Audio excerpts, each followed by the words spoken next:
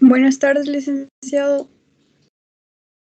Como siempre, agradeciendo tu fineza ahí de estar al pendiente siempre de crear los enlaces y de la asistencia y todo. Te agradezco mucho. Como siempre, pues dándote el agradecimiento por este apoyo que nos das. A los demás compañeros, muchísimas gracias por estar en el enlace el día de hoy. Vamos a tener a bien hablar de los delitos que contempla el título tercero, que son los delitos contra la libertad e indemnidad sexual de las personas. El capítulo 1 prácticamente habla sobre la violencia sexual, donde destacan los delitos de violación, agresión sexual, la agravación de la pena y, por supuesto, teniendo en ese orden, pues, este tipo de delitos. Luego, en el capítulo 5 de los delitos contra la indemnidad sexual de las personas, como el exhibicionismo sexual, el ingreso a espectáculos y distribución de material pornográfico a personas menores de edad, la violación a la intimidad sexual. Vamos a tener también en el capítulo 6 de los delitos de explotación sexual, la promoción, facilitación o favorecimiento de la prostitución.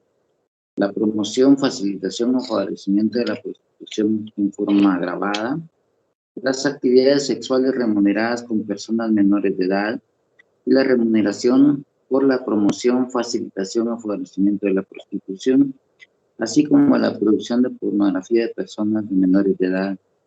Vamos a tener también las exhibiciones obscenas, la comercialización o difusión de pornografía de personas menores de edad, y por supuesto la posesión de material pornográfico de personas menores de edad, la utilización de actividades turísticas para la explotación sexual.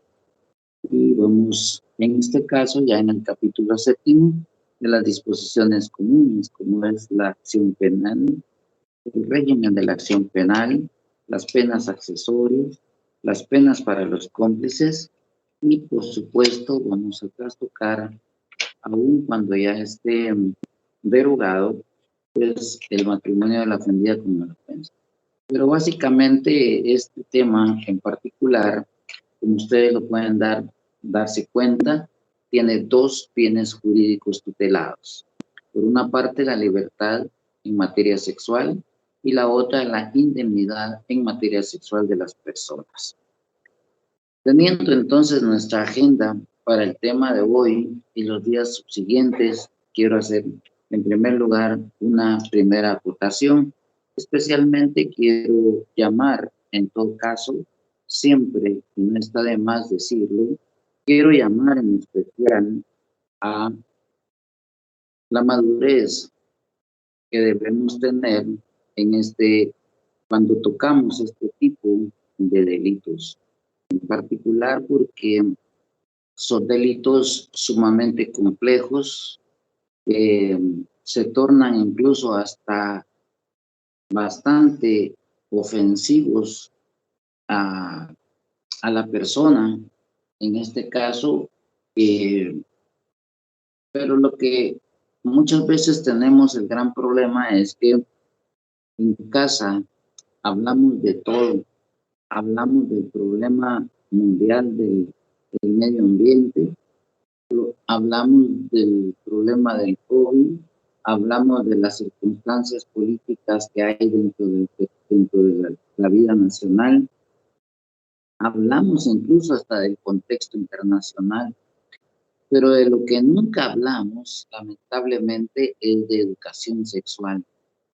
Ese es un tema que está relegado a un tabú y que en el peor de los casos, cuando se toca de manera a veces somera o se toca de manera en la que no se pueda herir susceptibilidades en el mejor de los casos, y cuando no, pues simplemente se evita hablar del tema como tal. Por lo tanto, es un tema que nos preocupa verlo con la realidad y la crudeza del caso, pero sí desde el punto de vista científico en el que lo vamos a abordar. de esa cuenta, entonces les pido a todos y cada uno de ustedes la plena madurez para que podamos tocar estos temas con la madurez correspondiente, diciendo que debemos hacerlo desde el punto de vista académico, desde el punto de vista científico. De aquí entonces que no podemos obviar algunas cosas que aun cuando nos parezcan crueles, nos parezcan duras, es necesario tocarla directamente con la realidad que corresponde. Debemos hacerlo en función de que el delito de por sí es sumamente complejo, trastoca sentimientos y en el peor de los casos trastoca situaciones que pueden en un momento determinado ser bastante chocantes. En primer lugar, les pido entonces la madurez correspondiente y también las disculpas evidentemente a quien en un momento dado, pues por supuesto, no tiene una vida sexual activa, pero de alguna forma es necesario pues tocar estos temas con la realidad que corresponde y como repito, desde el punto de vista eminentemente científico, desde el punto de vista eminentemente académico. Por lo tanto, no estamos tomando posturas, no estamos tomando, en el mejor de los casos, ninguna posición dentro del común lenguaje vulgar, sino que simple y sencillamente hablándolo desde el punto de vista científico. Por eso es que hago esta acotación antes de entrar de lleno, porque es uno de los delitos indiscutiblemente que hoy en día se tienen incluso dentro del mismo sistema de justicia como delitos graves, delitos de alto impacto, al extremo de que en las audiencias, si las partes o una de las partes lo pide, puede incluso llevarse a cabo juicios o debates a puerta cerrada, precisamente porque está en juego no solo la libertad, sino la dignidad de las personas. Por eso es que se trata, en este caso, de delitos sumamente complejos a la luz directamente de la realidad nuestra. Sea entonces este preámbulo el que yo necesito para poder en todo caso entrar ya de lleno directamente a nuestro tema del día de hoy.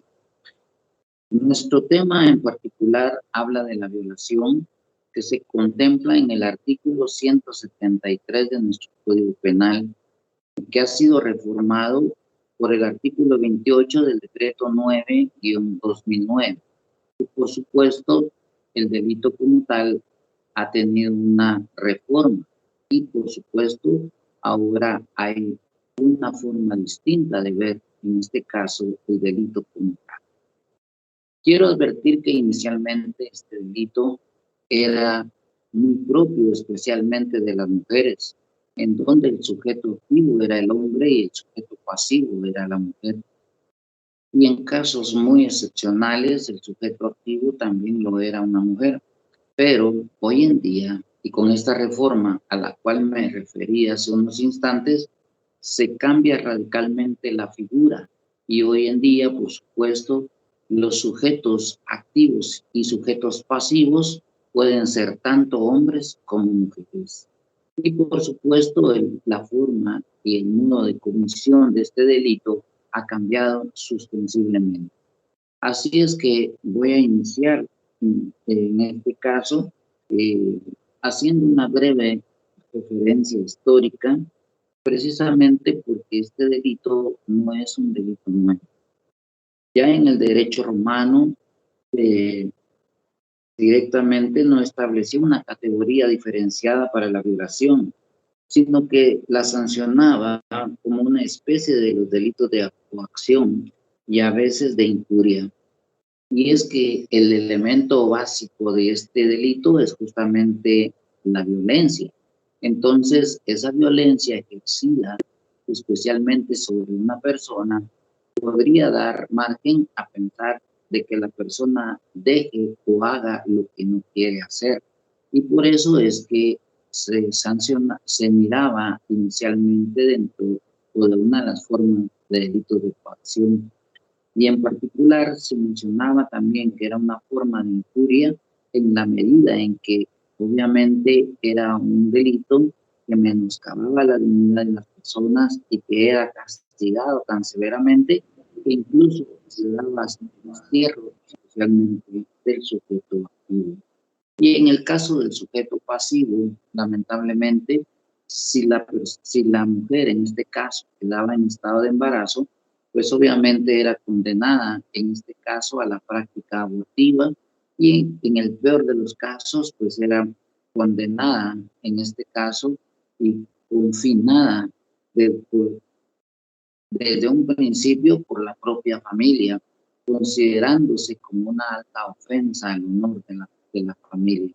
Y por supuesto que esto significaba muchas veces que si se traducía especialmente en una forma en el que lastimaba no solamente a la mujer y quedaba embarazada, pues evidentemente era obligada a abortar. Si la mujer se negaba a abortar, entonces era desterrada, era enviada al exilio, obviamente por situaciones que venían a proteger a la familia en función de una vergüenza pública. De esa cuenta entonces es donde empieza a hablarse ya de una forma de delito. Quiero acotar que en el derecho canónico, por ejemplo, se consideró la violación básicamente como el acto de la desfloración de una mujer contra o sin su voluntad.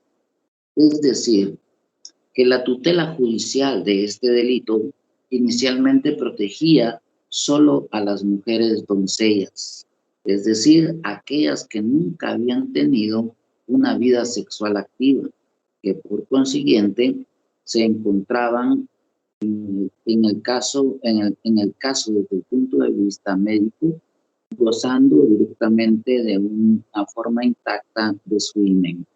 Esto entonces daba como consecuencia que la materialización del rompimiento del himen se consideraba directamente como un acto de exploración. Y eso entonces era objeto para que el derecho penal actuara y protegiera directamente a la mujer. Situación que hoy, por supuesto, ha cambiado radicalmente porque hoy en día no importa si la mujer es una mujer doncella, una mujer virgen en este caso o no, llegándose al extremo incluso, en todo caso, de que si antiguamente se sancionaba solamente si en caso la mujer era doncella, podía darse el caso de que la propia esposa e incluso, por ejemplo, una mujer que se dedica a la prostitución era forzada, pues lamentablemente, simple y sencillamente no había delito. Situación que por supuesto con el correr del tiempo ha cambiado y evidentemente hoy en día ese tema ya no es necesario. Digo esto en la medida en que el delito, evidentemente, y la forma especialmente de verlo de parte del Estado ha cambiado radicalmente. Así entonces, se estableció, por ejemplo, ya en nuestra legislación, una forma primaria de ver la violación. En este caso me voy a referir especialmente cuando en esta situación solamente un hombre y una mujer pueden ser los sujetos actores de este delito. En la violación, dice el artículo 173 en su primer párrafo, quien con violencia física o psicológica tenga acceso carnal vía vaginal.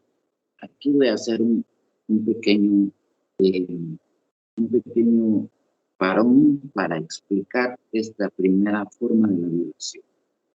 Dice, ¿quién? Con violencia. Significa que el elemento importante, básico, trascendental e importante es el elemento violencia, que en términos concretos utilizaba el hombre sobre la mujer una violencia que podía ser física o psicológica. Una violencia física, evidentemente, pues se entiende que es donde se doblega a la mujer a la fuerza, entendiéndose como punto, como regla general de que el hombre siempre tendrá más fuerza que la mujer. Y por supuesto, este era quien empleaba ese elemento para doblegar, en este caso, a la víctima y tener evidentemente un acceso carnal en contra de su voluntad. Pero también existe un tipo de violencia que es la violencia psicológica. En este caso, es ejercida directamente sobre, en este caso, la mujer, para, en estas circunstancias, lograr doblegar y someterla a un acceso carnal. Cuando estoy hablando de una violencia psicológica, cuando, por ejemplo, un sujeto toma un revólver y le pone en la sien ese revólver y la obliga a que no haga nada en tanto que él tiene acceso carnal con él.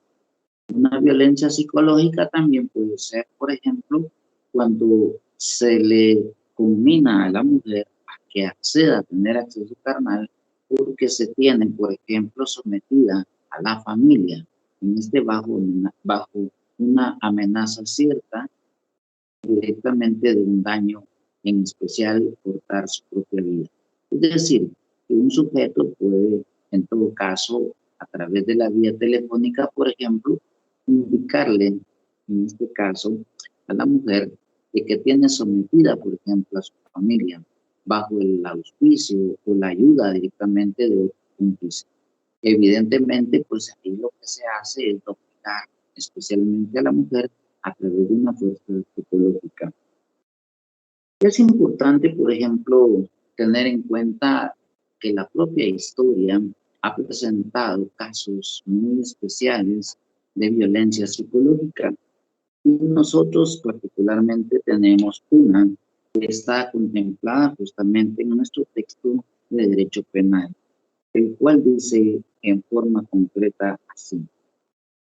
Y este es un relato que se extrae especialmente de este tipo de violencia psicológica que se tiene contemplada. Dice, pocos días después volvió Tarquino a Colasia, ocultándose de Colatino y acompañado por un hombre solo. Como nadie suponía sus designios, recibiéronlo benévolamente, llevándolo después de cenar a su habitación. Allí, ardiendo en deseos y juzgado por el silencio que todos dormían en el palacio, empuñó la espada y marchó al lecho de Lucrecia. Lucrecia dijo, soy Sexto, tengo en la mano la espada, si gritas mueres. Al despertar sobresaltada y muda de espanto Lucrecia, sin defensa, veía la muerte que le amenaza. Tarquino le declara su amor, insiste, amenaza y ruega a la vez, sin omitir nada de lo que pueda quebrantar el corazón de la mujer. Pero viéndola firme en su resistencia y que no la doblegaba el temor de la muerte, y es que en los tiempos de la antigua Roma, cuando una mujer, por ejemplo, tenía relaciones sexuales extramatrimoniales, normalmente era sometida directamente al escrutinio público y considerada como una adúltera, pero en el peor de los casos era considerada prácticamente como una mujer que ya no tenía ningún valor. Entonces, este relato mantiene esa idea. Y, por supuesto, que se constituía con la más grave vergüenza cuando la mujer, por ejemplo, en este caso, que Lucrecia era una reina, podía tener relaciones sexogenitales, por ejemplo, consentidas, por supuesto, con algún sujeto que era un plebeyo, es decir, de la clase del pueblo. Entonces se consideraba como una deshonra y el castigo era, en el peor de los casos, la muerte o el destierro. Sin embargo, esto trae como consecuencia que muchas veces era pues considerado en todos los casos la mayor vergüenza que podía sufrir, en este caso, el sujeto pasivo, es decir, el esposo. Dicen, Tarquino le declara su amor, insiste, amenaza y ruega a la vez, sin omitir nada de lo que pueda quebrantar el corazón de la mujer, pero viéndola firme en su resistencia y que no la doblegaba el temor de la muerte, intenta asustarla con la pérdida de su reputación, diciéndole que después de matarla, colocará a su lado el cuerpo desnudo de un esclavo degollado, para hacer creer que había recibido la muerte cuando estaba consumando el más repugnante adulterio. Vencida por este temor, la inflexible castidad de Lucrecia cede a la lujuria del joven, alejándose enseguida orgulloso de su triunfo sobre el honor de la mujer. Este párrafo en particular nos demuestra la forma de la violencia psicológica o disconvulsiva, como también le llama la doctrina. Entonces, en este primer párrafo del artículo 173, debemos considerar que el delito de violación se deriva específicamente del elemento principal, que es la violencia. Y por eso dice, quien con violencia física o psicológica, ¿verdad?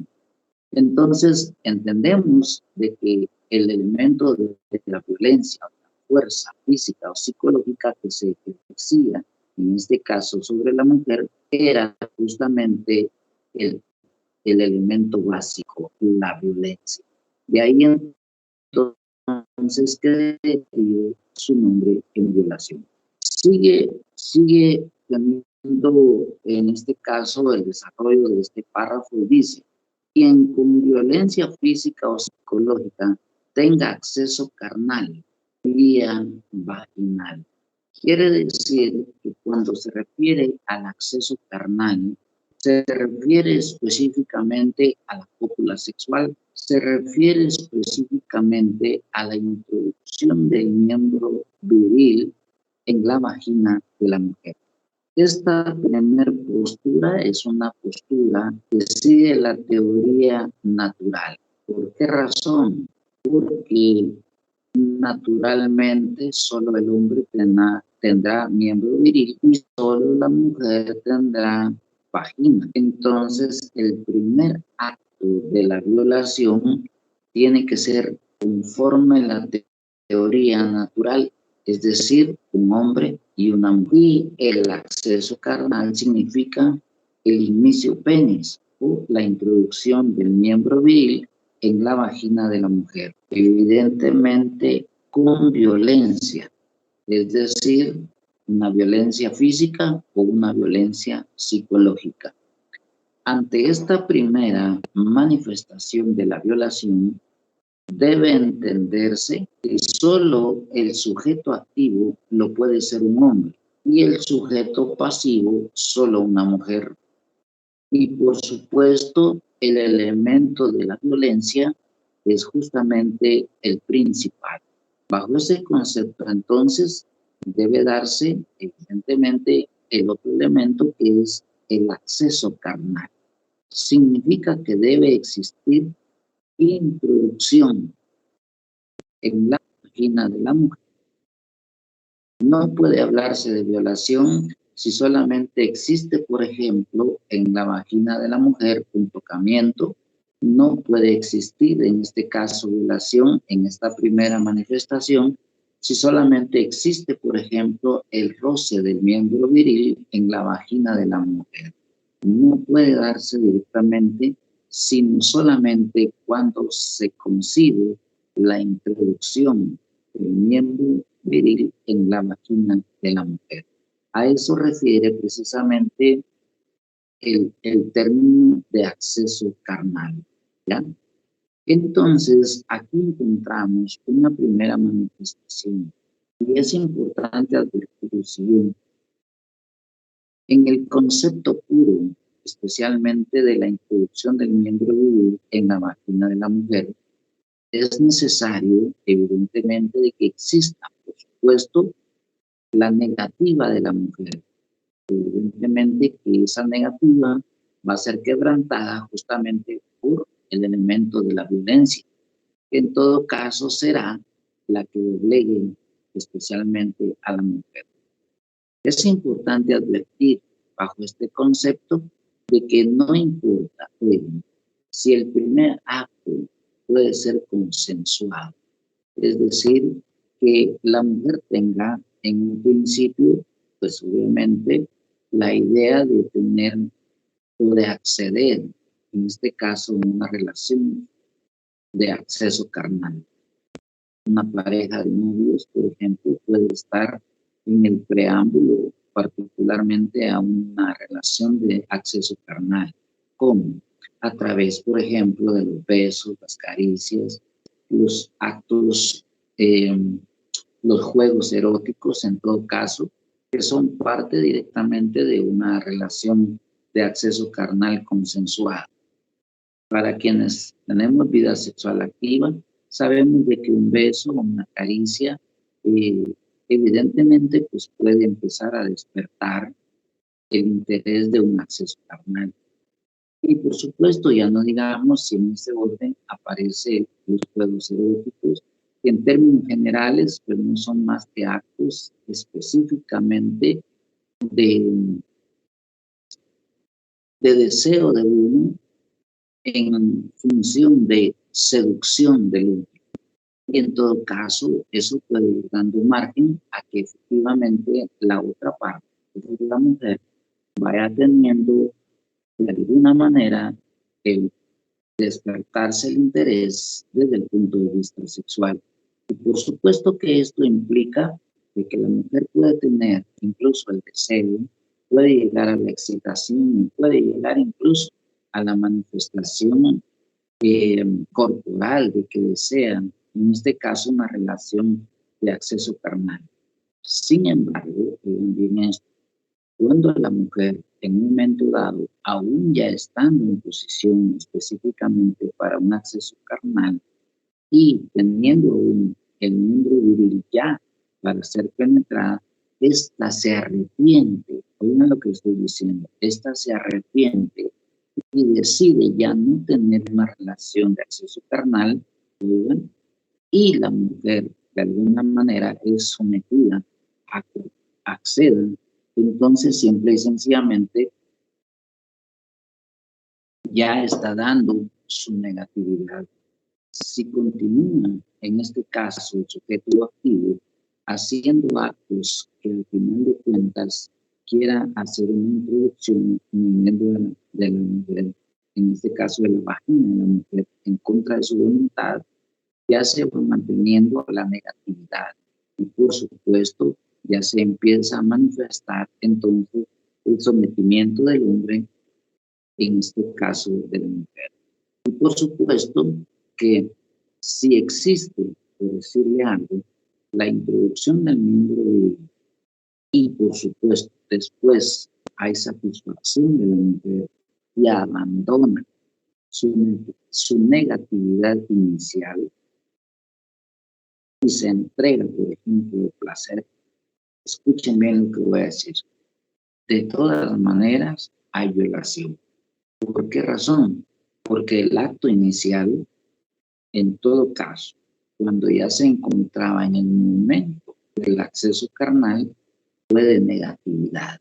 Y aun cuando él haya insistido y haya logrado la penetración del miembro viril, oigan, teniendo la negativa directamente de la mujer, y se da la introducción del miembro viril, ya se cometió el delito.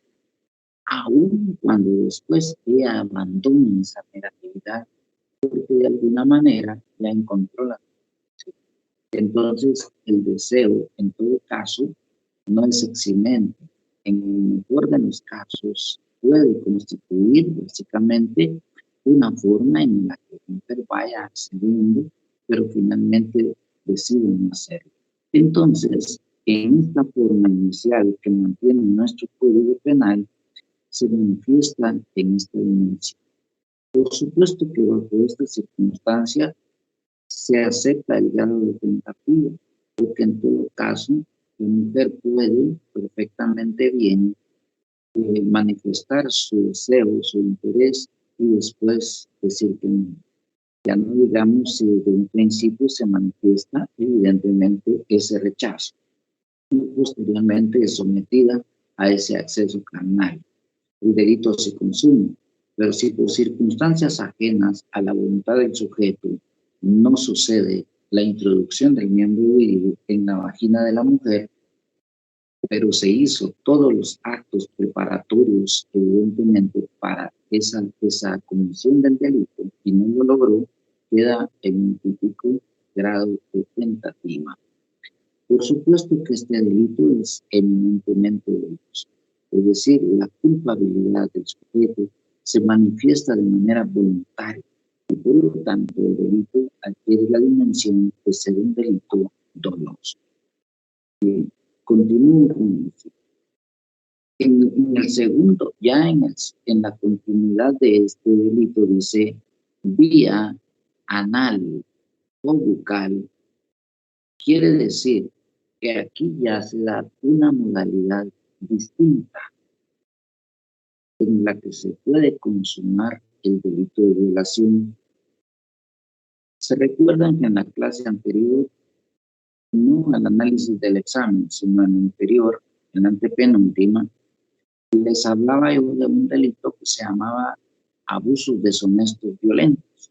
Pues el abuso deshonesto violento era una introducción del miembro viril vía anal, ya sea con un hombre o con una mujer. Ese delito desapareció, fue derogado y transformado, adicionado a una forma de violación, que es justamente esta que estamos analizando. Quien con violencia física o psicológica tenga acceso carnal vía anal, ¿ya? Entonces, sigue la misma tónica del acceso carnal vía vaginal, solo que cambia, en este caso, a una forma contra natura o contra la naturaleza. ¿Por qué razón? Porque aún bíblicamente el acceso carnal solo puede ser vía vaginal. Hacerlo vía anal ya va contra la naturaleza. Por eso sería, en este caso, ya parte de lo que la teoría contra natura está prácticamente inspirando a esta modalidad. Y luego aparece la otra forma, que dice: quien con violencia física, psicológica tenga acceso carnal vía bucal, lo que significa que el sexo oral violentado a través de la forma física o psicológica puede, en todo caso, no puede, sino que se considera hoy en día un delito de violación. Es decir, el sujeto activo del delito tiene sexo oral con, en este caso, la otra persona sin su consentimiento. Explico lo siguiente. Cuando hay acceso carnal vía vaginal, vía anal o vía bucal consentida por parte de los dos sujetos, no hay delito. Lo que sí hay delito es cuando se da en contra de la voluntad. En este caso, quiero decir. Y lo más importante, miren esta modalidad ahora. Dice, con otra persona. Con otra persona. Esto significa entonces ya una modalidad que entra con la reforma del artículo 28 del decreto 9-2009, donde, como lo dije al principio, en la forma inicial, solo el hombre era el sujeto activo y el sujeto pasivo, solo la mujer. En esta modalidad o reforma al delito puede ser sujeto activo y sujeto pasivo cualquier persona. Es decir, que puede existir un acceso, en este caso, carnal, vía anal, contra otro hombre. Puede existir, en este caso, el sometimiento a la fuerza y tener, evidentemente, vía bucal, por ejemplo, con otra persona.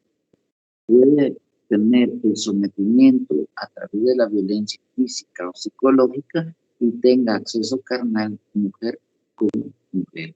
Claro que aquí hay una situación interesante porque cuando dice acceso carnal se refiere a la introducción del miembro viril con la mujer, pero en este caso se entiende que son dos mujeres evidentemente las que tienen este tipo de relación sexogenital. Por supuesto que donde una mujer somete a otra para que en este caso acceda a ese tipo de relación sexogenital. Entonces, aquí evidentemente que estamos ya ante la reforma de nuestro Código Penal, en donde el sujeto activo y el sujeto pasivo puede ser cualquier persona. Luego, en la segunda modalidad, en la tercera modalidad o en la tercera reforma, dice, o le introduzca en cualquier parte del cuerpo objetos. Aquí es donde entra la modalidad de la reforma, cuando ya no solamente se tiene acceso carnal, cuando en el pensamiento del sujeto ya no se tiene la idea del acceso carnal, sino que se abandonan por total de parte del sujeto y en lugar de introducirle vía vaginal, anal o bucal, en este caso su miembro viril, lo que se introduce son objetos. Aquí entonces la situación de la violencia y de la violación pasa a convertirse también en un aspecto de violación a su dignidad como persona, ¿ya? Aquí entonces la idea de por qué hoy en día hablamos de delitos contra la libertad y la indemnidad de las personas. Porque entonces, cuando vemos esta modalidad, lo que se está viendo es la vulneración a la dignidad de la persona, ¿ya? Y por supuesto dice, y miren la otra modalidad, obligue a otra persona a introducírselos a sí misma. Aquí es donde empieza a entenderse cómo el sujeto activo definitivamente está vulnerando más allá de la libertad, sino que ya está vulnerando la propia dignidad de la persona, porque la está obligando a introducirse en su mismo. Y por supuesto que la pena en este caso es de 8 a 12 años. Esto es importante analizarlo a la luz específicamente de que en las postrimerías de este año 2000, en los años 2007 y 2008 se dio un repunte especialmente de mujeres que se encontraban eh, en la vía pública, pues se encontraban con objetos introducidos en su cuerpo. Entonces ya se empezó a pensar de que ya no solamente era el abuso directamente para un acceso carnal, sino que traspolaba especialmente a la vulneración a su dignidad como persona. Entonces se pensó en una modalidad directamente de violación a raíz de la violación a su dignidad como persona. Ante estas circunstancias, evidentemente el delito de violación, por supuesto, adquiere los siguientes elementos. El primer elemento material que tenemos es la utilización de violencia. Ese es el primer elemento material. El segundo elemento material que tenemos es la acción de tener acceso carnal vía vaginal, anal o bucal.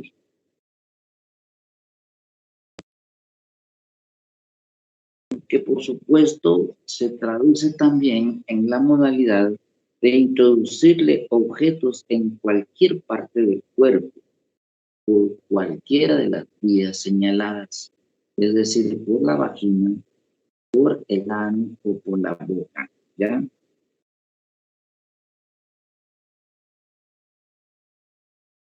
Y por supuesto, ya el elemento subjetivo que en todo caso se manifiesta en este delito es la plena conciencia y voluntad, en este caso,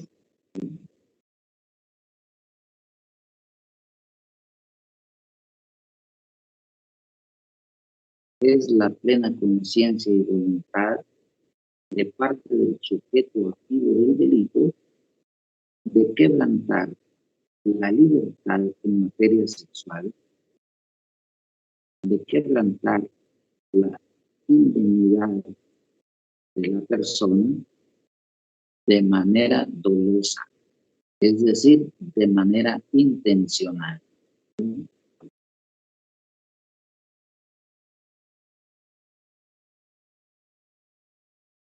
Cabe decir entonces de que esta primera modalidad de la violación, o sea, estas modalidades de violación tienen estos elementos en común.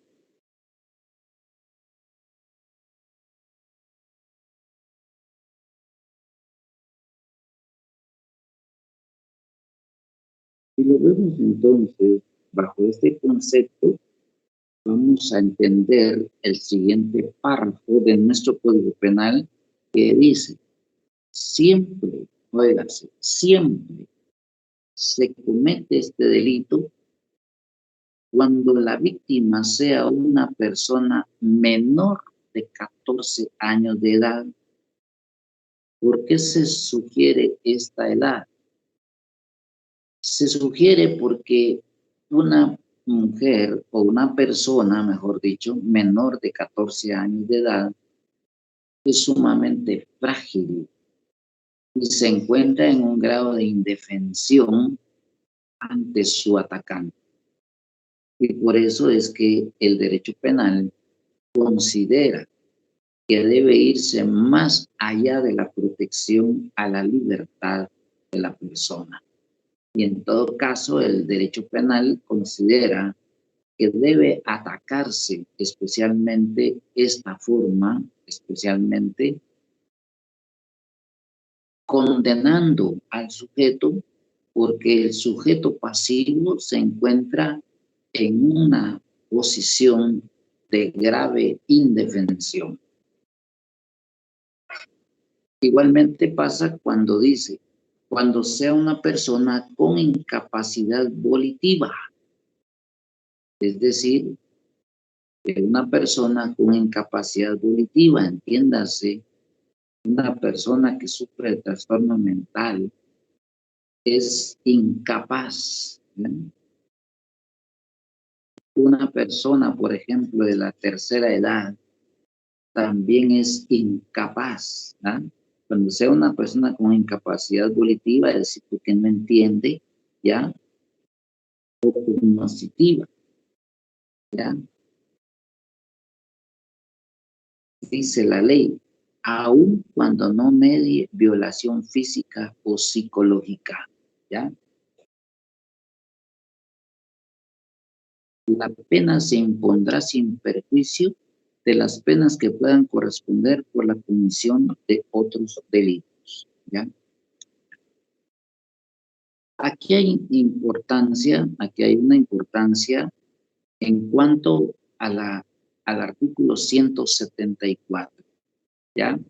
Dice agravación de la pena.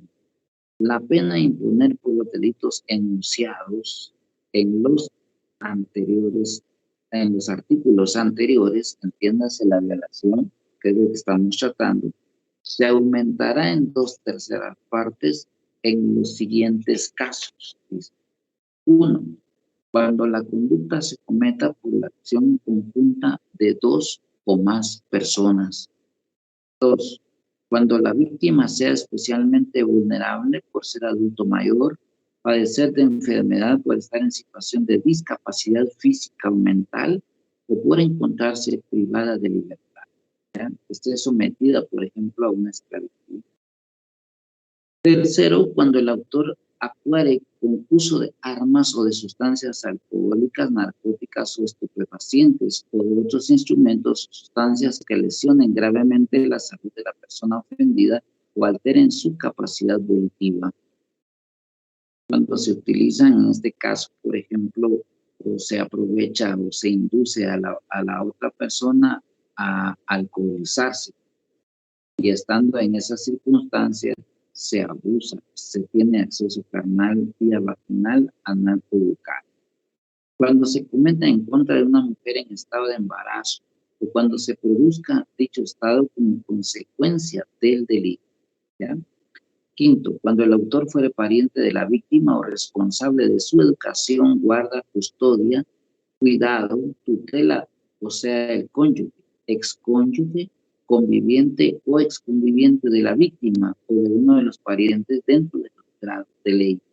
Sexto, cuando a consecuencia de la conducta el autor produjere contagio de cualquier enfermedad de transmisión sexual a la víctima. Séptimo, cuando el autor fuere un funcionario o empleado público o un profesional en el ejercicio de sus funciones.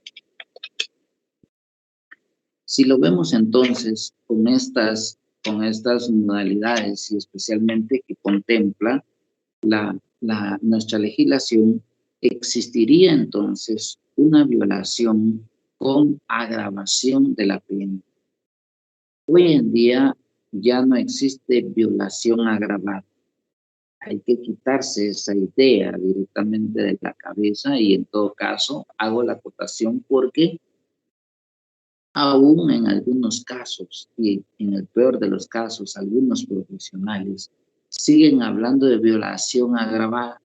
Ya no hay violación agravada. Hay violación con agravación de la pena.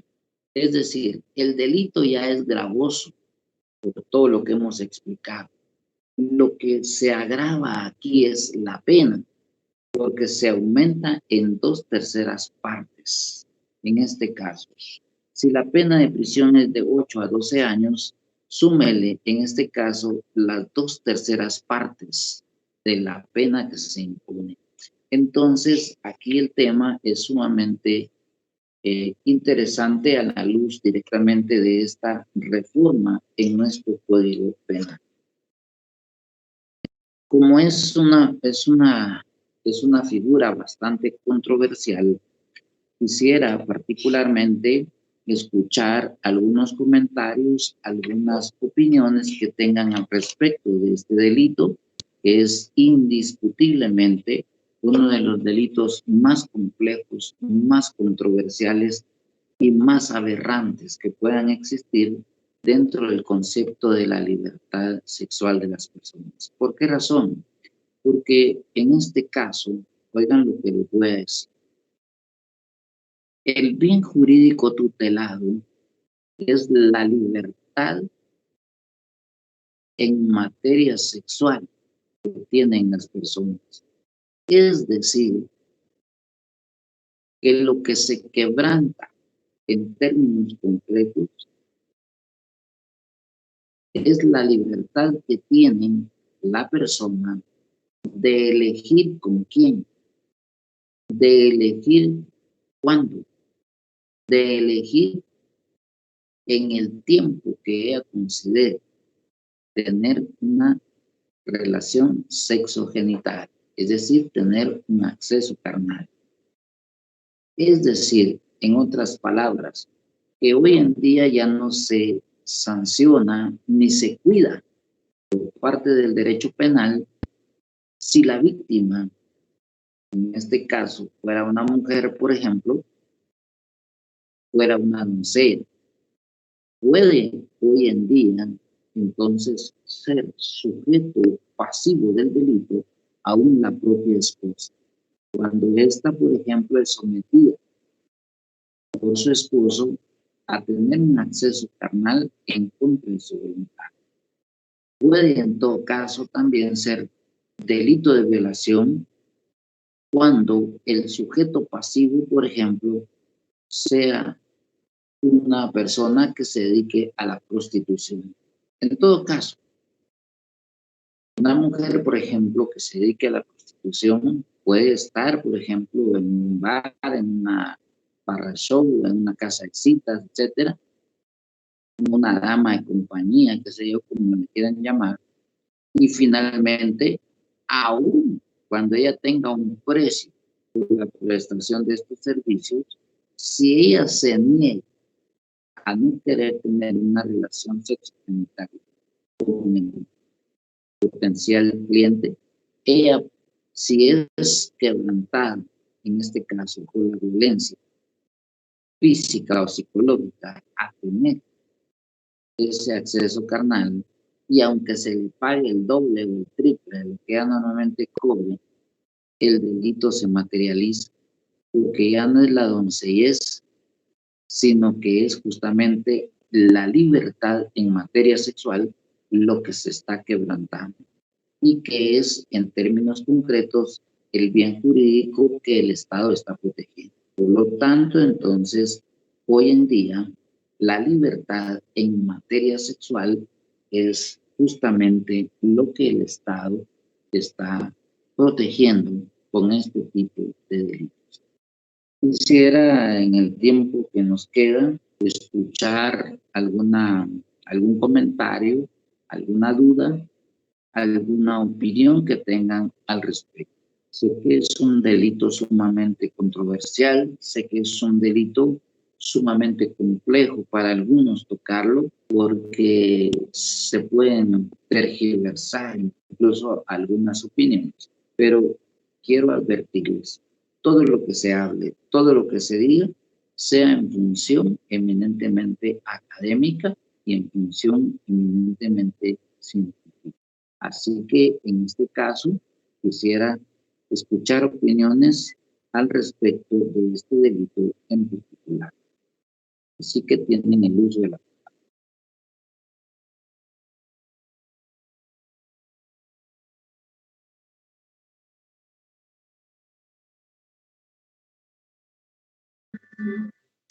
Licenciado, buenas tardes. Muy buenas tardes, díganme. Con respecto a las chicas, se imagina que si se enteró que fueron víctimas de este delito en la universidad que fue 2020, a inicios del 2020, cuando estaban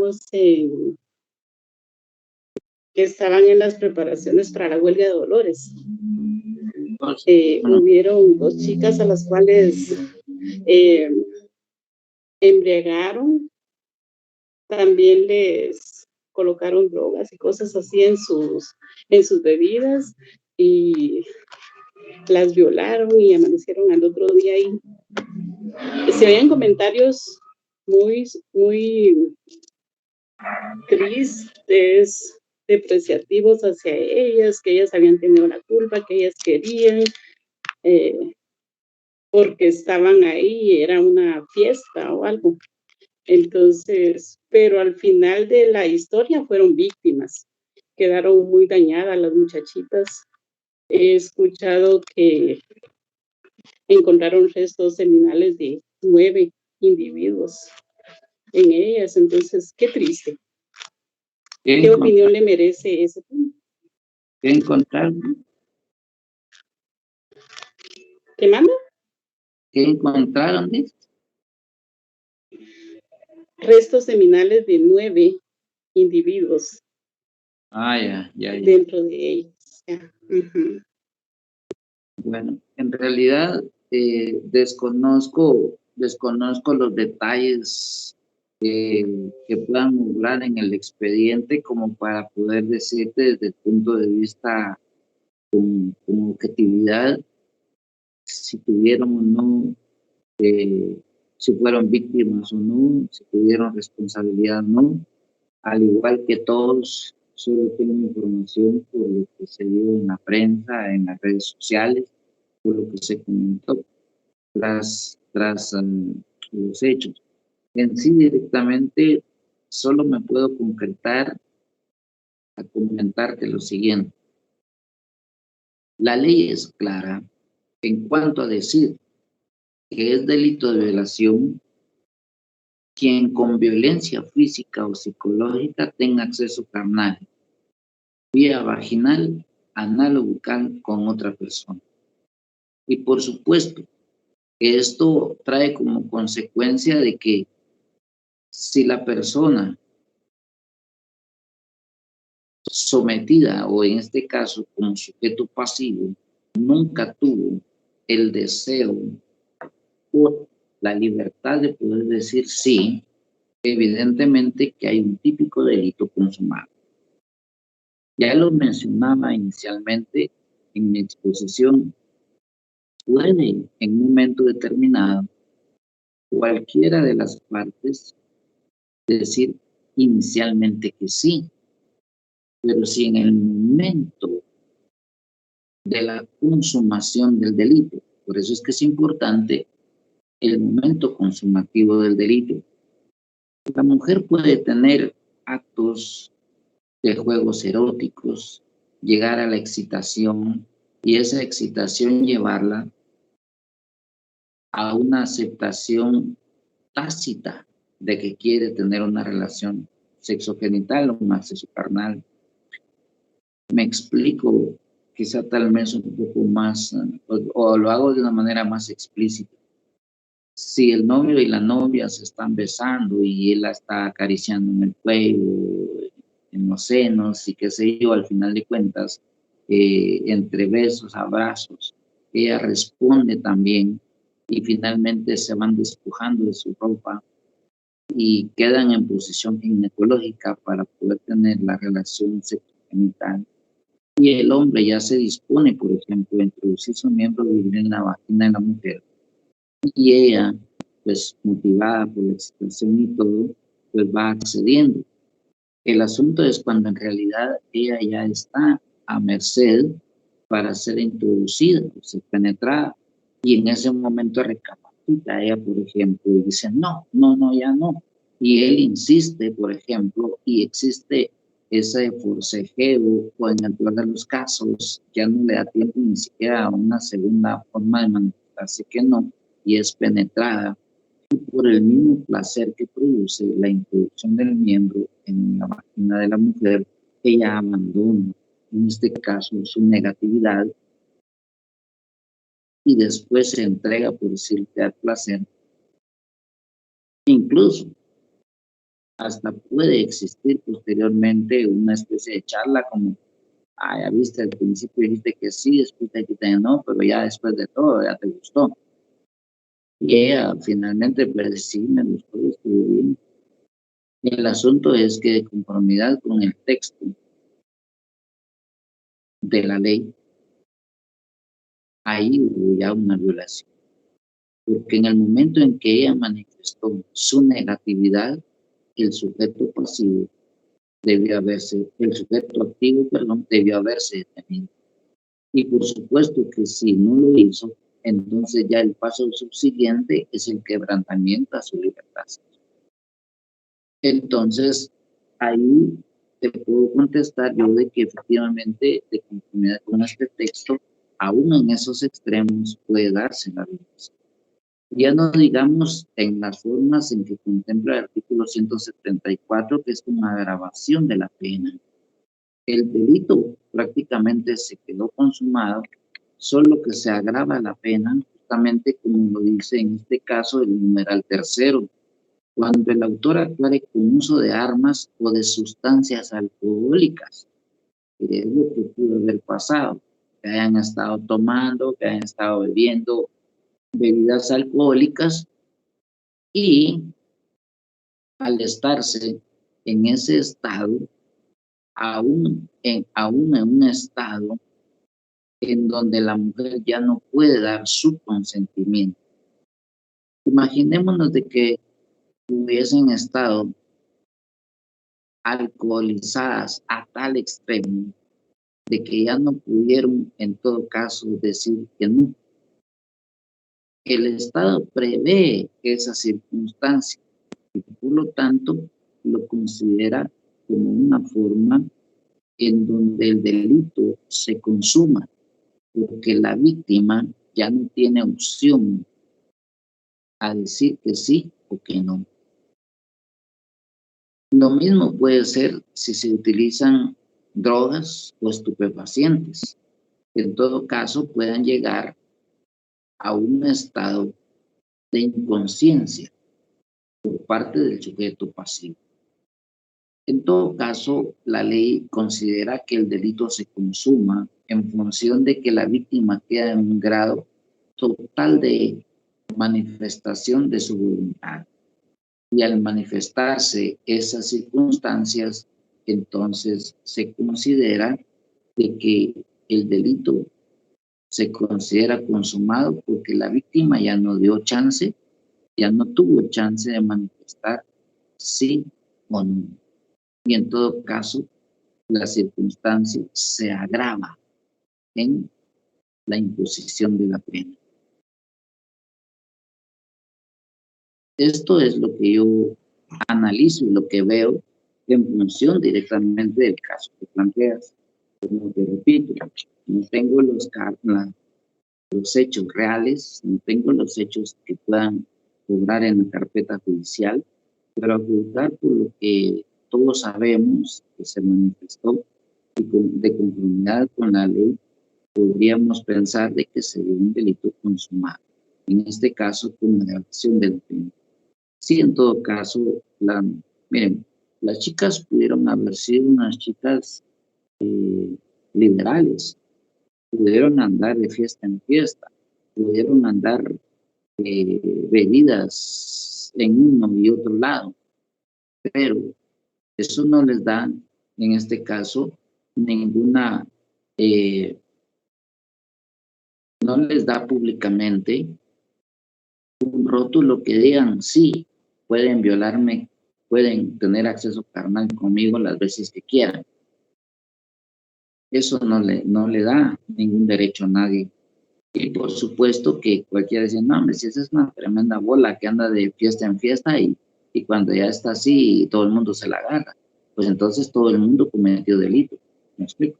Entonces, al final de cuentas, yo lo que quiero es que ustedes vean aquí que el concepto de libertad que garantiza nuestra Constitución es un concepto de libertad que se traduce en la libertad que tenemos todos de decir con quién, cuándo y dónde queremos tener una cópula sexual. Entonces, ahí me explico. Perdón, licenciado, hasta donde yo tenía del conocimiento, la víctima nunca va a ser culpable. ¿Esto es verídico? ¿Cómo así? La víctima nunca va a ser culpable.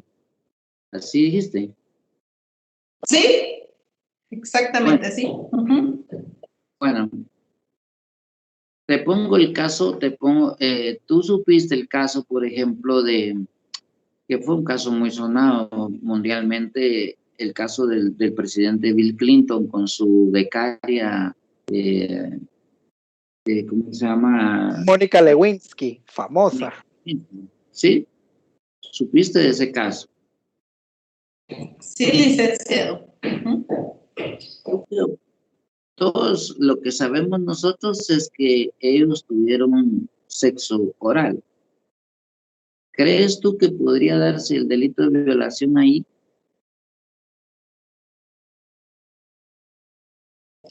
Si ella accedió con voluntad propia, no.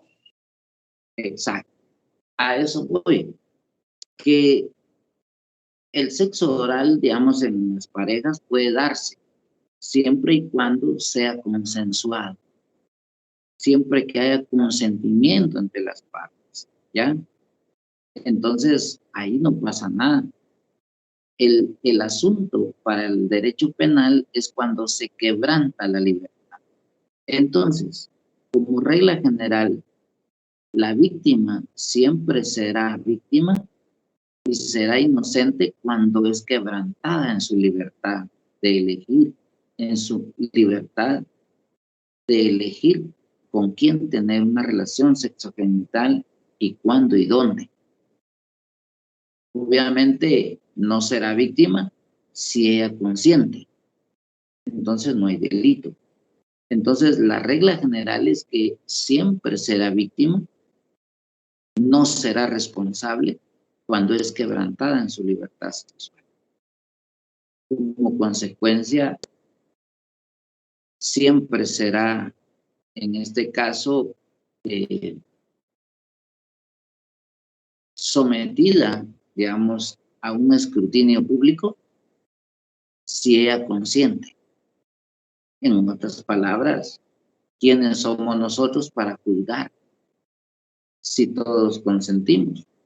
En todo caso, para quienes tenemos vida sexual activa, sabemos perfectamente bien de que pueden existir los juegos eróticos entre las parejas siempre y cuando exista un acto de consentimiento. Pero aún siendo parejas, si a la persona con la que tú puedas estar no le gusta, por ejemplo, el acceso, el sexo oral, obviamente si la obligas, evidentemente siempre será víctima.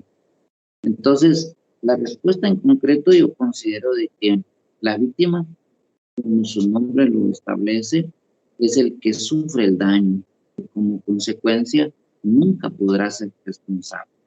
Bueno, te lo pongo quizá tal vez en este orden. Se dice que en victimología se dice que la víctima hace a su victimario, lo cual no es cierto. ¿Por qué? Porque una mujer, por ejemplo, tiene los atributos que Dios le ha dado por naturaleza. Algunas mujeres, pues voy a especificar para encontrarle un sentido a la respuesta. Algunas mujeres, por ejemplo, tienen un cuerpo muy bonito, sin necesidad de ni siquiera ir al gimnasio. Ya Dios se los dio así. Pero en concreto y en forma general, todas las mujeres tienen atributos diferentes. Algunos tienen busto grande, pueden andar usando blusas escotadas, que eso no quiere decir que esté invitando al sujeto pasivo, al sujeto activo, a que abuse de ella. Puede una mujer tener unas piernas muy hermosas y usar minifalda. Y eso no quiere decir que ande por la calle diciendo violen, ¿ya?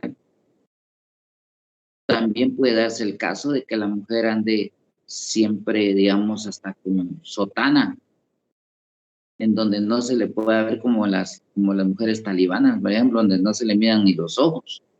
Y sin embargo, puede en un momento determinado ser abusada.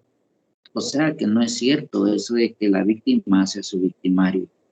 En todo caso, el hecho de que una mujer ande con minifalda, aún por muy delgaditas que tengan las canillas y aún así le guste a otro, eso no le da ningún derecho para que pueda quebrantar su libertad en materia sexual. Aún cuando sean muy bonitas sus piernas y ella use minifalda, no le da ningún derecho a nadie para que en todo caso quebrante su libertad sexual. ¿Me explico? O sea, en ese orden yo entiendo de que no necesariamente tiene que darse lo que tú estás diciendo.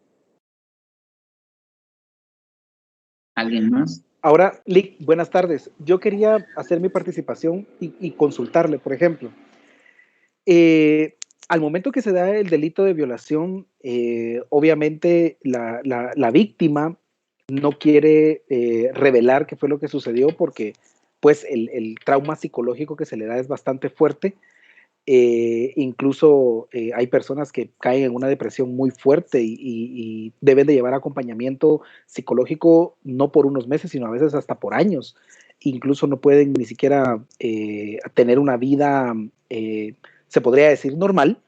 En este caso, Lick, si ella no quiere hacer la denuncia porque fue error de ella el haber lo que le sucedió, la familia puede iniciar el proceso penal contra las personas que hicieron este delito, o sea, los papás pueden iniciar el proceso penal contra estas personas sin el consentimiento de ella, o ella tiene también que dar parte de este delito. Ya, muy bien. Me voy a adelantar a ese tema, pero lo traigo a colación porque es importante la pregunta. En el capítulo 7 habla de las disposiciones comunes y en el artículo 197 habla de la acción penal. Si lo pueden buscar ahí, se los agradezco mucho porque nos va a ser de mucha utilidad. Dice: en cuanto al ejercicio de la acción penal en los delitos contemplados en el título 3 del libro 2 de este código, o sea, los delitos que estamos hablando, dice: son de acción pública perseguibles de oficio por el Ministerio Público. ¿Ya? Si miran en el numeral 3, dice: el ejercicio de la acción penal no se podrá suspender, interrumpir o hacer cesar. ¿Ya? En el numeral 5 dice: el Ministerio Público se constituirá de oficio en actor civil cuando la víctima sea una persona de escasos recursos económicos. ¿Ya?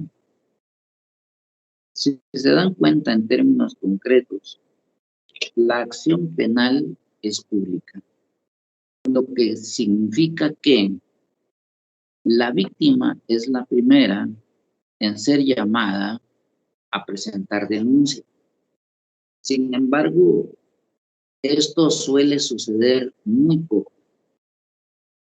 precisamente porque el estigma social, el estigma cultural se ha vuelto un problema bastante serio. En nuestro medio de cultura, el hombre que tiene muchas mujeres es un macho. La mujer que tiene muchos hombres es una puta. Así de sencillo. Entonces, lo que socialmente pasa es que existe un reproche en contra de la mujer, pero es por cuestiones culturales. Entonces, generalmente una mujer cuando es víctima de un delito de violación, por lo general no denuncia. Y entonces estos delitos se consideran delitos de cifra negra, porque existen miles, pero pocos llegan a tribunales. Bueno, ¿por qué razones no se denuncia por la propia víctima? Primero, por el estigma social. Primero por el gran daño emocional y psicológico que sufre la víctima, al extremo de que es un daño irreparable en el peor de los casos. La mujer se siente tan sucia, despreciada, desvalorada, a tal extremo de que ya no cree ni en ella misma. Y se desvalora en su interior, en su autoestima, a tal extremo de que considera de que ella ya no vale nada como persona, y ya no digamos como mujer. Entonces, el daño psicológico, el daño emocional es de tanta gravedad que incluso puede llevarla a lleva a conducirla al suicidio, a la depresión, al abandono, a la autoestima, a tal extremo de que ya no quiere vivir, ya no quiere tener incluso y volver a saber de los hombres. Entonces, en realidad el tema es sumamente complejo, pero ante esta circunstancia el Estado ha considerado esa posibilidad y ha dado la posibilidad, de conformidad con los artículos que leímos, y en particular es el 197, a que cualquier familiar pueda presentar la denuncia. Y oigan esto, aún cuando en el transcurso del proceso quien haya denunciado desista de retirarse del proceso, el Estado tiene la obligación de continuar con el proceso hasta el final. Y por supuesto esto implica una condena o un proceso en general que termine en una condena o una absolución. pero el propio Estado está llamado a través del Ministerio Público a iniciar las investigaciones y evidentemente a deducir responsabilidades penales y civiles. Entonces, la respuesta queda contemplada en el artículo 197 y de lo que de alguna manera pues te he podido ilustrar. ¿Estamos en lo dicho? Estamos, Lick, muchas gracias. Bien. ¿Alguien que tenga alguna otra duda? Yo, licenciado, Bien, yo bien. tenía duda con el caso de Verónica Molina y el dueño de una cadena de restaurantes, porque la juez tipificaba el delito no como violación, sino como violencia contra la mujer. Tengo acá en mis manos la ley contra el femicidio y otras formas de violencia contra la mujer, específicamente en el artículo 7, que dice violencia contra la mujer. Comete el delito de violencia contra la mujer quien en el ámbito público o privado ejerza violencia física, sexual o psicológica valiéndose de las siguientes circunstancias. Y me voy a la literal B que dice, mantener en la época en que se perpetre el hecho o haber mantenido con la víctima relaciones familiares, conyugales, de convivencia, de intimidad o noviazgo, amistad, compañerismo o relación laboral, educativa o religiosa. Entonces mi duda es, ¿cómo tipificarlo si es violencia contra la mujer o violación? Bien. Vuelvo y repito y digo hasta la saciedad. Definición legal del tipo penal y elementos característicos. Si se dan cuenta en el delito de violación, los elementos característicos son el uso de la violencia. Por supuesto que ese uso de la violencia puede ser físico, puede ser, en todo caso, psicológico. El segundo elemento es la acción de tener acceso carnal, vía vaginal, anal o bucal. Entre los sujetos, sujeto activo y sujeto pasivo puede ser cualquier persona. Y por supuesto que en ese orden, el elemento subjetivo que es la conciencia y voluntad de tener un acceso carnal vía vaginal, anal o bucal con violencia.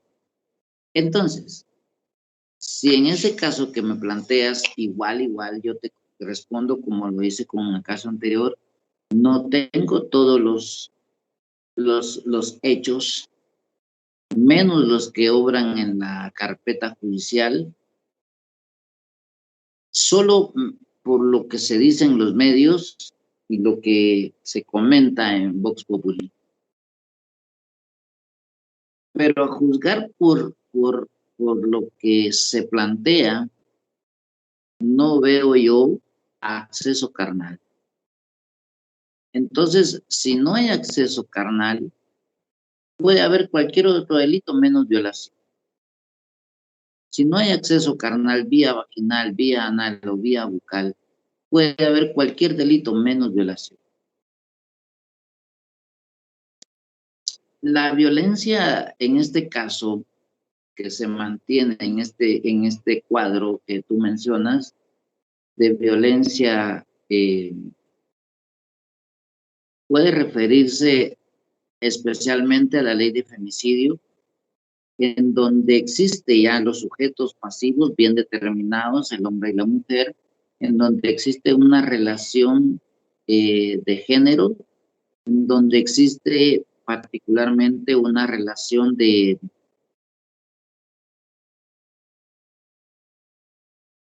abuso del hombre hacia la mujer, de odio natural. Y por supuesto que descartado eso también nos vamos a la violencia que mencionas, en donde pueda darse precisamente un abuso un abuso, pero que no constituya ni violación ni tampoco femicidio. Pues obviamente porque no hubo muerte, ¿ya? Pero en todo caso, cuando se habla de la violencia intrafamiliar o la violencia de género, existe y puede darse aún entre los mismos novios, aún en los pretendientes, y que éste quiera someter a la fuerza su voluntad. Y ahí es donde vuelvo y repito, ¿cuál es el bien jurídico tutelado en un noviazgo? Si no existe acceso carnal por ninguna de las vías señaladas por la ley, puede haber cualquier otro delito menos violación. Entonces, habría que analizar realmente cuál fue el bien jurídico tutelado que se quebrantó en esa relación para poder encuadrarlo en un tipo penal concreto. Más pienso yo, pues a juzgar por las mismas informaciones, de que al final a él se le ligó a proceso por qué delito en términos concretos, no sé, porque no le di más seguimiento a esto, porque no fue de mi interés, pero pienso que no fue por violación. Pudo haber sido, no sé si tú tienes conocimiento de por qué se le ligó a proceso. Licenciado, sí se le ligó a proceso por violación con agravación de la pena. Ah, bueno, si se le ligó a proceso por violación con agravación de la pena, tengo la seguridad de que pues pueden existir, oye lo que te digo, indicios racionales suficientes para pensar que sí hubo acceso carnal con violencia. Entonces, está ligado a proceso y existe por lo menos un indicio racional. Podría ser la propia denuncia de la mujer, pero faltará el debido proceso y faltará más allá de la simple denuncia de ella. ¿Me explico?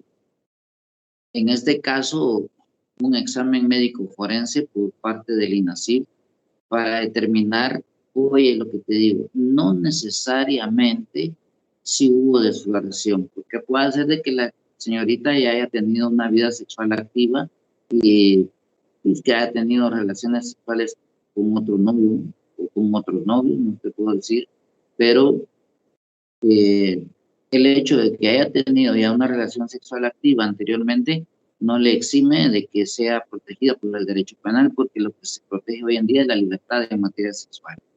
Entonces, habría que analizar más allá de la simple denuncia, del examen médico forense, del examen psicológico, como puede suceder en estos casos, de pruebas testimoniales. Imagínate que ella hubiera estado en relación de dependencia de trabajo con él y que él haya pues querido cortejarla y todo y la haya llevado a una noche de copas y que ahí haya abusado. Entonces se da lo que nuestra misma ley contempla en la agravación de la pena. Entonces hay que hacer un análisis científico si ese día ella consumió bebidas alcohólicas, si en todo caso consumió alguna droga, alguna cuestión que arroje más allá y que vaya reafirmando cada vez efectivamente de que sí hubo un acceso carnal no consensuado. Entonces, hasta ahí me quedo porque no tengo directamente más información, pero a juzgar por lo que se dice y lo que se resolvió, pues podría darse la idea de que hubo un acceso carnal no consensuado. Pero habría que ver el debido proceso para ver qué otras circunstancias se ven. Te digo esto porque yo hace años tuve un caso de violación y defendí al jovencito y las circunstancias inicialmente parecían una circunstancia difícil para la chica y después fue lo contrario. Y te comento lo siguiente. En el mes de noviembre ellos llegaron conmigo a mi oficina a manifestarme de que el padre de la señorita Lo había observado durante mucho tiempo. Habían llegado a vivir a esa colonia como, como inquilinos. Y el joven trabajaba en un banco. Por lo tanto, siempre salía temprano, bien arreglado, bien trajeado, y con su carrito, y se iba a trabajar al banco. Creo que cajero pagador. Y luego en la tarde se iba a estudiar a la universidad. De lunes a viernes, sábado tenían laboratorios porque estudiaba económicas. Luego el señor un día le dice al joven que lo ha observado y que se ha dado cuenta de que es posible que maneje sus centavos. Y entonces que le dé 50,000 quetzales si no lo va a denunciar que él violó a su hijastro. Entonces, afligidos, llegaron conmigo a la oficina y me dijeron: mire, licenciado, esto está pasando. Les manifesté, en primer lugar, que me dijeran la verdad. Y cuando al final de cuentas me dijeron que no habían cometido nada, entonces, yo incluso soy casado, me dice, tengo mi esposa, ella se mantiene en la casa también cuidando a nuestra bebé que acaba de nacer. Yo pues me dedico a mi trabajo, a la iglesia, y el día que dicen que pasó eso, ese día fue mi cumpleaños. Estuve todo el día en la casa de mis papás. En la tarde fui a jugar básquetbol en compañía de los amigos. Regresamos en la tarde, como a eso de las 2 de la tarde, a almorzar.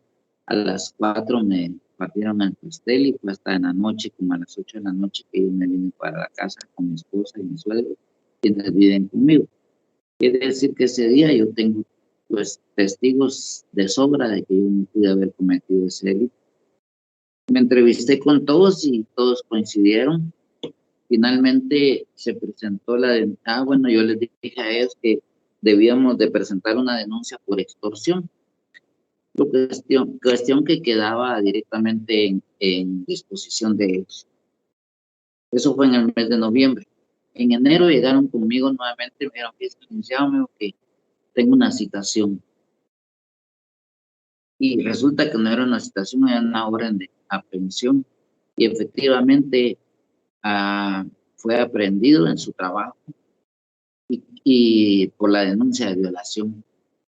Cuando me dijeron a mí, a ellos eso, le pregunté: ¿pusieron la denuncia que yo les dije en el mes de noviembre? No, licenciado, me dijo, porque queríamos evitar problemas, somos cristianos, y bueno, todo se lo dejamos en la mano de Dios. Le dije: bueno, qué pena, le dije, porque esto nos hubiera servido ahorita, pero ni modo, ya nos lo hicieron, ahora miremos qué hacemos. En el proceso hicimos una reconstrucción de hechos que en ese entonces se podía hacer. Establecimos de que en el lugar donde se encontraba la señorita estaba ella con otra prima. Según su propia declaración testimonial, ellas ese día se quedaron solas porque pasaron, su padrastro había ido a traer unos carros a la frontera y se había quedado sin dinero. Llamó a la mujer y que le llevara dinero. La señora salió tempranito de madrugada.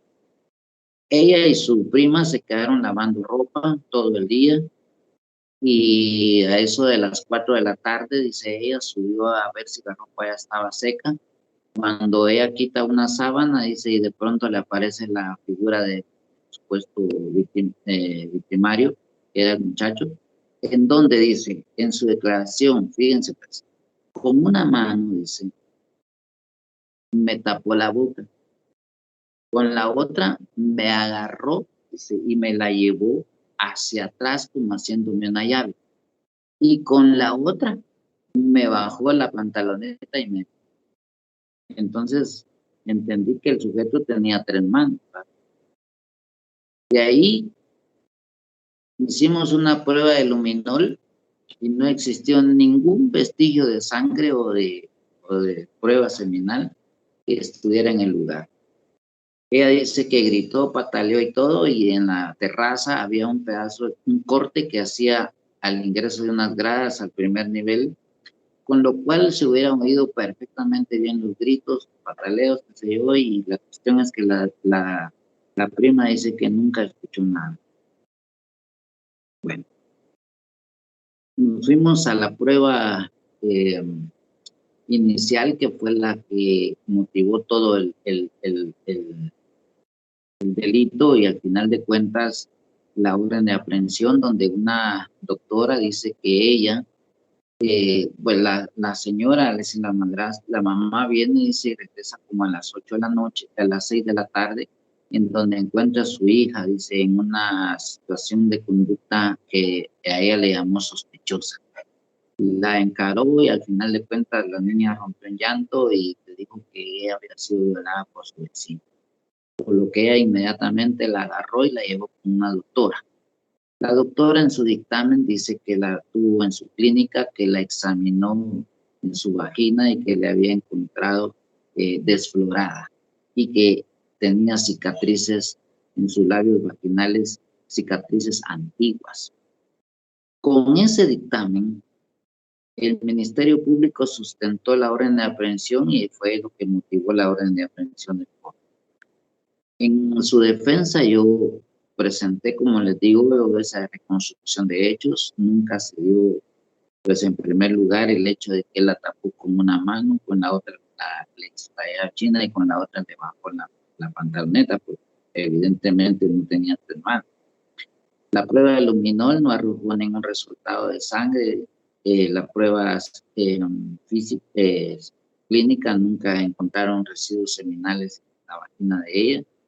Y en el día del debate, lo primero que hace la doctora que dio el dictamen, dice que va a corregir, que no fue ese día que la examinó a ella, sino 8 días después.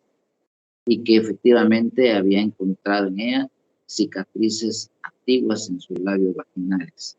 Entonces, a la pregunta que le hacía yo a la experta en su dictamen era entonces de que si no existía, ¿cómo era posible de que ese día ella hubiera extendido un certificado médico donde decía que ella la había tenido en su consultorio a ese mismo día a las 6:30 de la tarde, y después ella dice que la tuvo 8 días después? ¿Cómo se explicaba? Lo cual obviamente evidenció una falta a la verdad de manera maliciosa de parte de ella. Y le hice el recordatorio de que todos los que dieran una versión de esa naturaleza cometían delito de perjurio. Y por supuesto que entonces se retractó. Luego, en el examen que se le hizo a la niña, pues en su interrogatorio, bueno, la jovencita en su interrogatorio no supo explicar ella por qué, en todo caso, manifestaba de que con una mano había sido tapada la boca, con la otra le había sido el brazo hacia atrás y con la otra le había bajado ¿cómo se llama? La pantaloneta. Bueno, para no cansarlos, finalmente las pruebas, bueno, y en las cicatrices que mantenían sus labios vaginales, como en la prueba de otro dictamen, establecimos de que no necesariamente esas cicatrices correspondían desde el día de la fecha de la supuesta violación a la fecha en que se había hecho el examen. Esas cicatrices incluso pudieron haber sido por el roce que ella pudo haber tenido ¿cómo se llama? Con su propia mano, es decir, de forma manual, que ella pudo haberse estado masturbando, qué sé yo, por una parte. Y por lo otro, que esos roces de esas cicatrices pudieron haber sido producidas porque ella manejaba bicicleta, de esas que tienen el tubo en medio, entonces pudo haber sido que mantuviera una constante roce directamente ahí. Tercero, que ella pudo haber sido, pues pudo haber tenido una relación sexogenital antes, mucho más antes del hecho, y que en todo caso, pues esa ruptura del himen y de los labios vaginales respondían a esa forma de cicatriz. Y la cuarta fue el dictamen que dijo el doctor de que si eran cicatrices antiguas, no podían ser atribuibles al hecho, porque una cicatriz, para que llegara a esa manifestación, tenía que ser con muchísimos años de anterioridad, lo cual no coincidía con la fecha de la supuesta violación.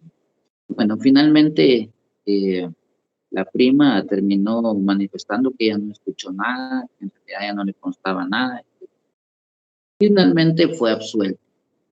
Entonces, el hecho con que concluyo es que aun cuando exista una denuncia y sea ligada a proceso, incluso ordenada su orden de aprehensión y negarle su salida a su prisión provisional por una medida sustitutiva, etcétera, no quiere decir que sea culpable. Hay que establecer todo el debido proceso y todos los medios de prueba que se den dentro del proceso para finalmente determinar si eso.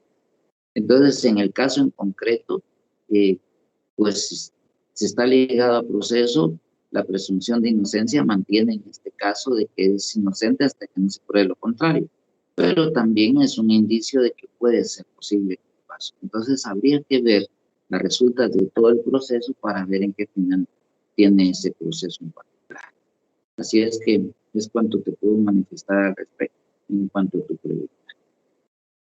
¿Alguien tiene alguna pregunta más, compañero? Yo, licenciado, disculpe, yo tenía la duda. Póngale que una persona haya sido violada mientras era menor de edad. Pasan los años, nunca le comenta a nadie, nunca hace nada por X razón, y esta persona llega a la mayoría de edad y decide empezar el proceso legal. Quería saber si esto sí se podía, si era más complicado y si había que presentar medios de prueba y cuáles podrían ser estos y así. Bueno, te voy a contestar de la siguiente forma. En el artículo 101 habla de la extinción de la responsabilidad penal y de la pena. Lo tienen a la mano, leanlo ahí por favor. Dice extinción de la responsabilidad penal. La responsabilidad penal se extingue por muerte del procesado o del condenado, por amnistía, por perdón del ofendido en los casos en los que la ley lo permita, en los delitos contra el honor que vimos la vez pasada, por prescripción y por cumplimiento de la pena. Extinción de la pena. La pena se extingue por su cumplimiento, por muerte del reo, por amnistía, por indulto, por perdón del ofendido, por prescripción.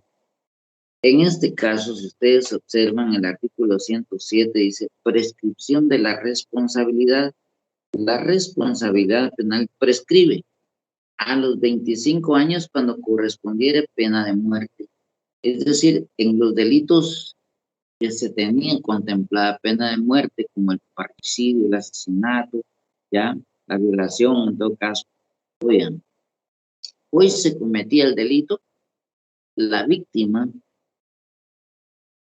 o los deudos tienen hasta 25 años para llegar a presentar la denuncia y que se inicie el proceso penal. 25 años. Un día ya prescribió el derecho de ellos por la responsabilidad de quien lo cometió. ¿Ya? Segundo, por el transcurso de un periodo igual al máximo de duración de la pena señalada, aumentada en una tercera parte, no pudiendo exceder de dicho término de 20 años ni ser inferior a 3 en los demás delitos.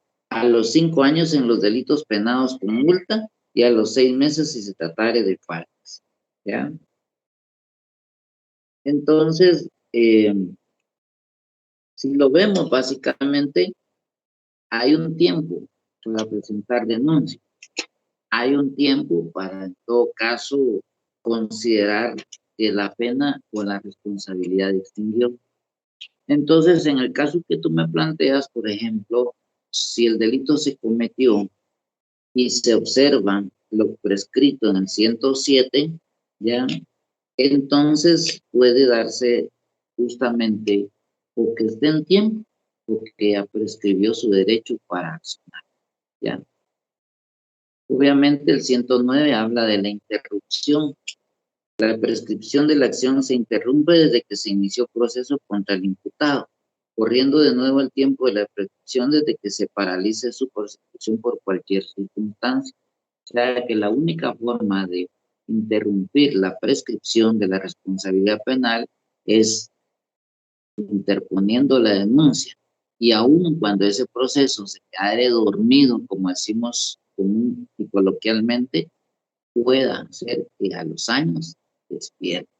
Justamente cuando la víctima tal vez ya tenga mayor convicción, cuando ya tenga quizá algún elemento de prueba que aparezca, por ejemplo, algún testigo que se hubiese desaparecido y que fuera clave y que a los años apareciera pensando en que ya todo pasó. Y en todo caso puede ser objeto de una prueba anticipada, por ejemplo, ¿ya? Entonces ahí puede darse este caso, ¿va? Entonces entendemos de que hay momentos para cada cosa y si no se acciona, pues evidentemente puede caber la institución de la prescripción, en este caso contemplada en el artículo 57. ¿Responde tu pregunta a eso, compañero? Gracias, licenciado. ¿Alguien que tenga otra pregunta más, compañeros?